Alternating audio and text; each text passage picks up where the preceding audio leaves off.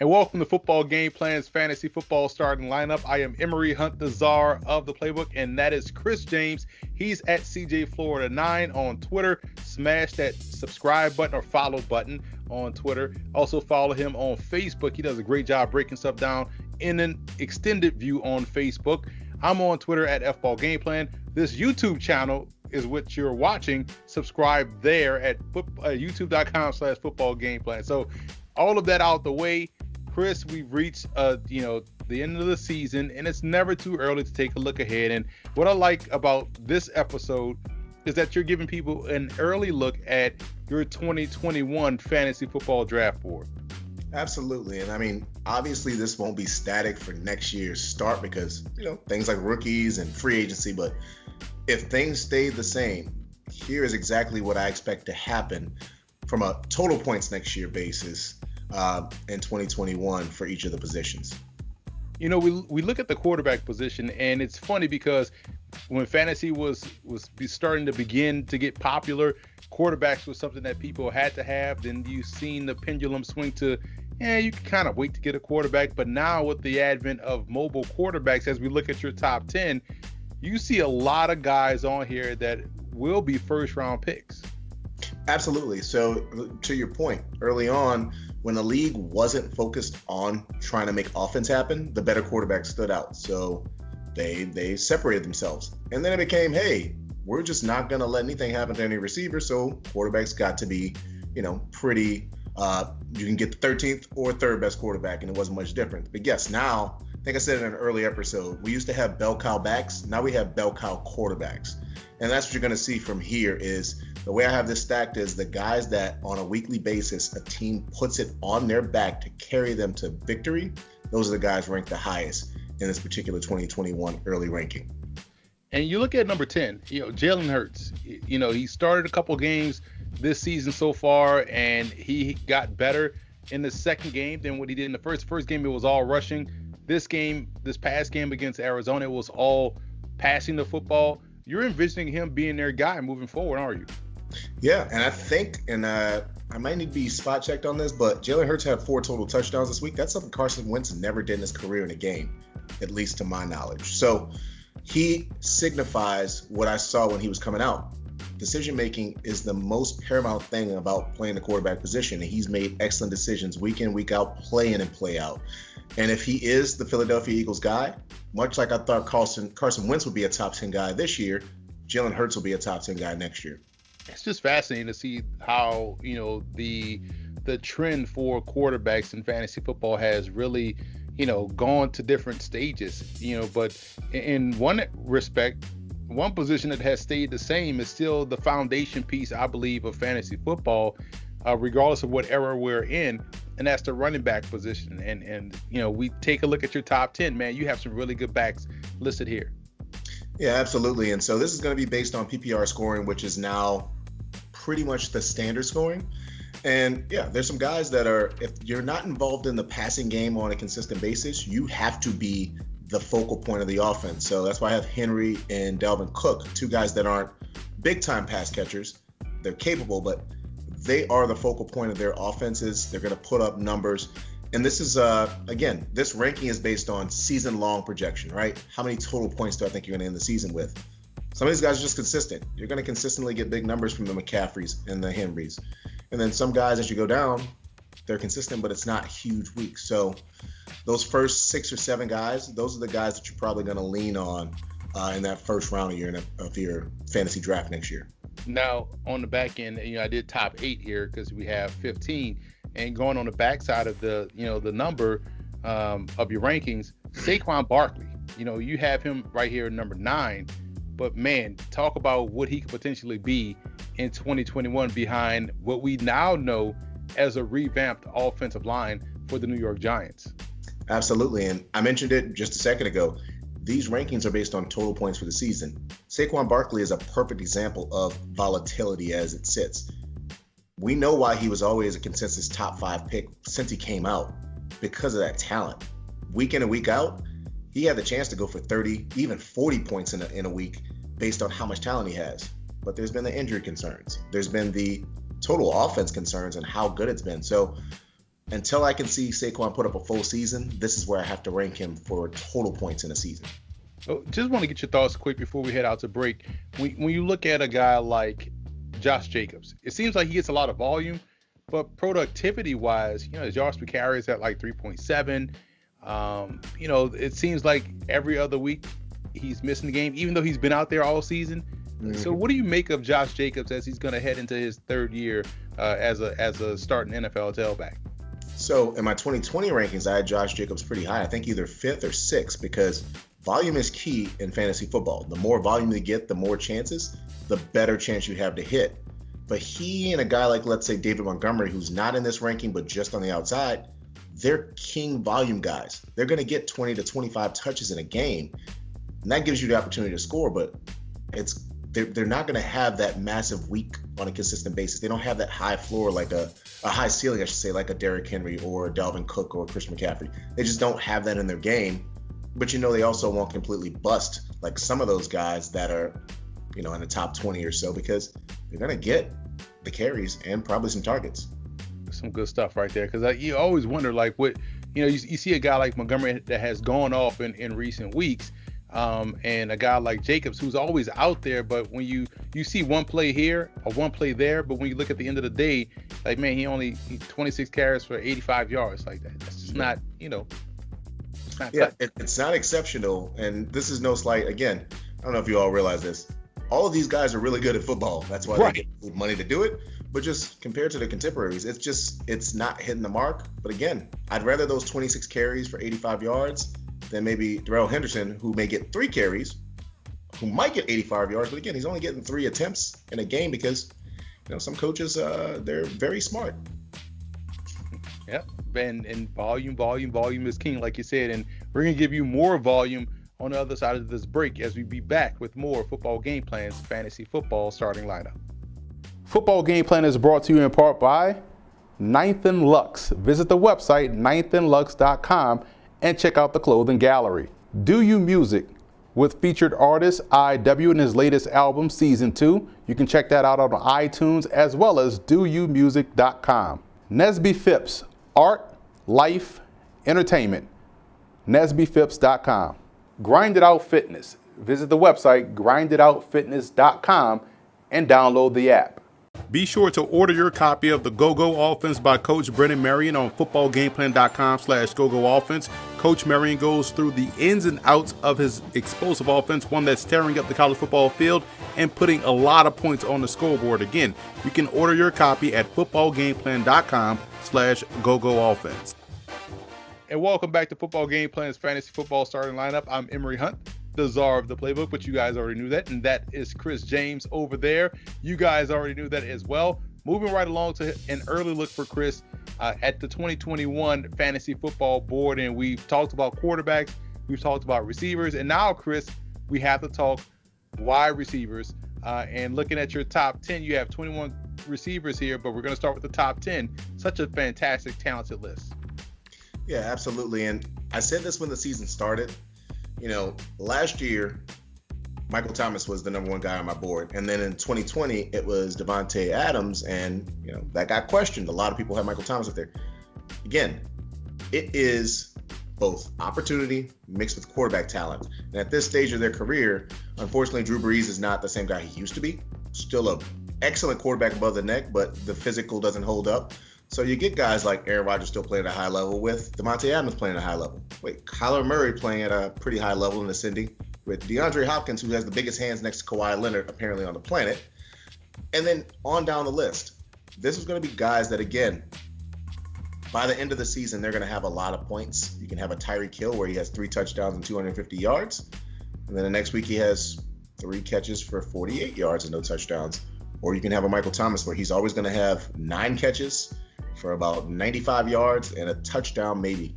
So that's why this list is built this way. Again, some people are more consistent. Some guys are just heavy flyer, big time target guys. So this is how I expect it to go.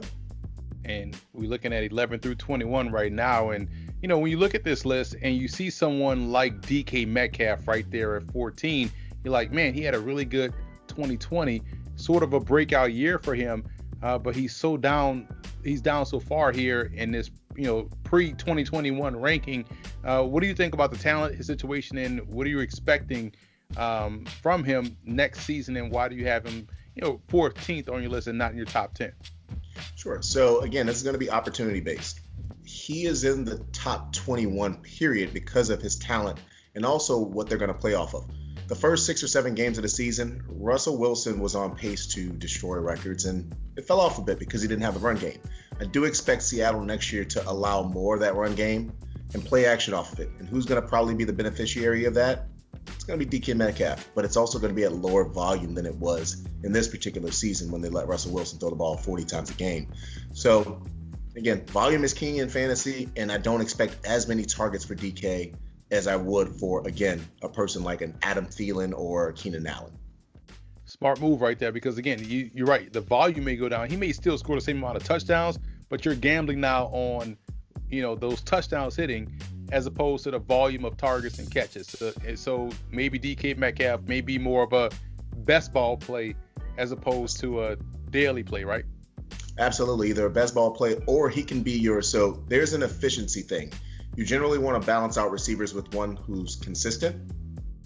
Obviously you want someone like an Adam Thielen or Keenan Allen, so consistent, and you want someone who can high fly because you can always depend on that floor, but you can always get that ceiling. So DK is a good number 2 receiver on your fantasy team. That's a great way to put it. That's exactly how I tend to set it up when I go in and grab, some receivers early in my fantasy drafts. I'll grab the best receivers I like, and knowing that the law of averages will play out at some point. This guy that's going to be your Michael Thomas, that's going to get you 10 catches a game in a healthy season, but you're going to have your DK Metcalf is going to have a day where he scores 3 touchdowns, or someone like Devontae Adams, like that.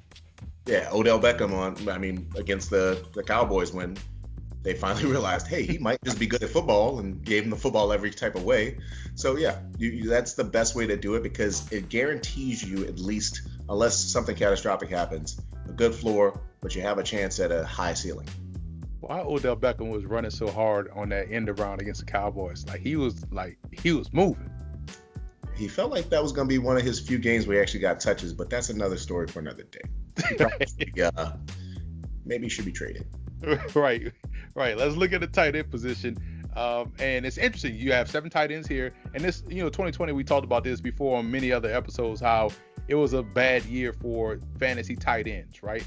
But we're starting to see some guys really blossom and take flight, so to speak, at the position. And Robert Tonyan for Green Bay, former wide receiver at Indiana State, now he's with the Packers. He seems to be that good flex guy that they want, that they kind of expected Sternberger to be, Jay Sternberger out of Texas A&M to be, and Tonyan kind of ended up being that guy. Well, absolutely. So he's playing with a high-quality quarterback, and it's just consistency. They're getting more comfortable with him. Early in the season, when he was putting up those big numbers, he was doing it off of, 25% of the routes being run. Now it's up to like 50 or 60%. So as they start to trust him more, he's going to start to produce more. And I do expect this next year to be a tight end, I don't want to call it a genesis, but you're going to see the Mike Gesicki's of the world. They'll finally start to catch on because it's a lot of young tight ends that went high in the draft that are finally starting to get play here. But yeah, Tonyan, he worked out with a guy who is more undersized than you want to think, and George Kittle. Like, people think George Kittle's like 270 pounds. I think he's literally like 240. 39, 240. He just plays really big. And he learned how to, proper leverage, how to actually block the right way, along with, that tenacity to do it. And those receiver skills you talked about when he was in Indiana State. It's going to be fun, man. It's fun to watch. I'm excited about the tight end position in 2021. I'm excited about you guys coming back on the other side of this break after we step aside with more Football Game Plan's Fantasy Football Starting Lineup.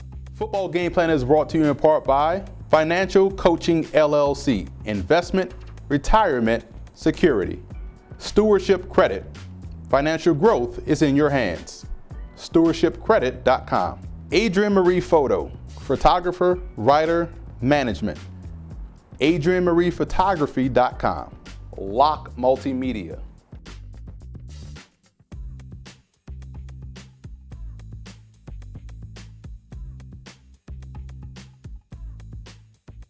And welcome back to Football Game Plan's Fantasy Football Starting Lineup. Emery Hunt, the czar of the playbook, here with Chris James. Follow him on Twitter at CJFlorida9. Follow him on Facebook as well as Chris James. Search that and you'll see all kind of great content and topics across the board for Mr. Chris James. Now, it's the ever so popular starting and sitting lineup along with your sleeper. So, Chris, let's start with your starting lineup. And as we pull it up here, great names always across the board with your starters. But I like one guy in particular, in Corey Davis, man. What a year he's had. Absolutely. And so I just want to remind the folks who might not have seen this show so far, this is not an indication that you should legitimately sit or legitimately start these people. It is an indication that based on their projected score, I expect the starters to outscore their projection and the sit-ems to not score their projection. So just wanted to get that clear. As far as Corey Davis, people forget Corey Davis was I think he went 5th overall a couple of years ago. Yeah, so it's not like he was bad at football. He just had some bad times, and he's recovered. Here's what I think is going to happen, though. A.J. Brown is the listed and the paid attention to number one, so Jair Alexander will probably be on him at least 50% of the game. The other thing is, playing against Green Bay will try to take away King Henry. They're going to focus on that. So what's going to happen? You can't take away everything. It's part of why in my starting lineup I also have Ryan Tannehill, because I think Tannehill will take advantage of that linebacker level with Jonnu Smith. And also, Corey Davis can have a huge game because he is an immensely talented wide receiver who would be a number one on at least 5, if not 10 other teams. And, Tannehill has been playing some really good football the last couple of games, so he's been lights out. Davis has as well. Now, as we move on to your sitting lineup, I will refuse to talk about Terry McLaurin's quarterback situation. But I will say this. Quarterback number 7 and quarterback number 11 seem to not be able to find Terry McLaurin on a consistent basis. So I can understand why you have him on your sitting lineup, but I'll let you explain. Well, absolutely. And that's the whole thing is, quarterback 11 does not utilize the downfield ability of Terry McLaurin. Quarterback 7 can do that, but for some reason they are missing the connection downfield. So Terry McLaurin, unfortunately, keeps getting ranked based on his talent and not on his situation. And then you couple that with what is the situation this week, which is playing a defense that is got a massive amount of snaps playing zone coverage. No matter who plays this, they will not be throwing into those trap zones deep for Terry McLaurin. So unless he gets a bunch of screens, which I don't expect that to be the game plan this week, he's probably not going to put up numbers for you. Such a weird situation going out there in Washington. But you have, on the other side, you have Cleveland's defense against a Jets offense, and you're not expecting the Browns defense to do as well this week. Why? Absolutely. So you'll see that they're projected really high. I think every service that you use will have them in the top 5, some as high as number 2 defense this week. Wow. Here's the thing. Cleveland's defense is mediocre. People might get upset about that. They have a defensive player of the year candidate who honestly still seems to be suffering from COVID because he doesn't seem like he's catching his breath. He doesn't look like the same aggressive pass rusher. So that's a problem. And then number 2, they have a corner who's really good. But other than that, they have solid football players, but they're not a top 5 defense at all. And the Jets looked competent last week as an offense, and I expect that to continue. This will be a fairly competitive game. I do expect Cleveland to win, but what you want from a defense is either them to shut down or shut out a team or get lots of turnovers. And I don't expect the Jets to give up turnovers this week, so you're not going to get a lot out of Cleveland's defense this week. Low key, on the lowest of keys, 2 out of the last 3 weeks, Jets offense has looked competent. Quiet. Yep. And that's the whole thing is, people keep looking at the season long and realizing the Jets were, which to some extent they were a laughingstock in certain weeks. Those guys are playing hard, and they're actually playing well now.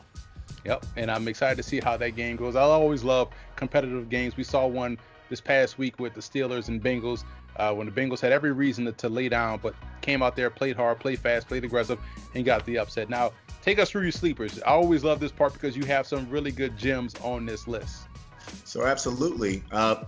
Listen, we're in the championship, or a complete championship for some people, and some other people, they're in the first week of their 2-week championship. So you might not utilize any of these sleepers, but just in case you have to, here are some guys. So Kirk Cousins against the New Orleans Saints.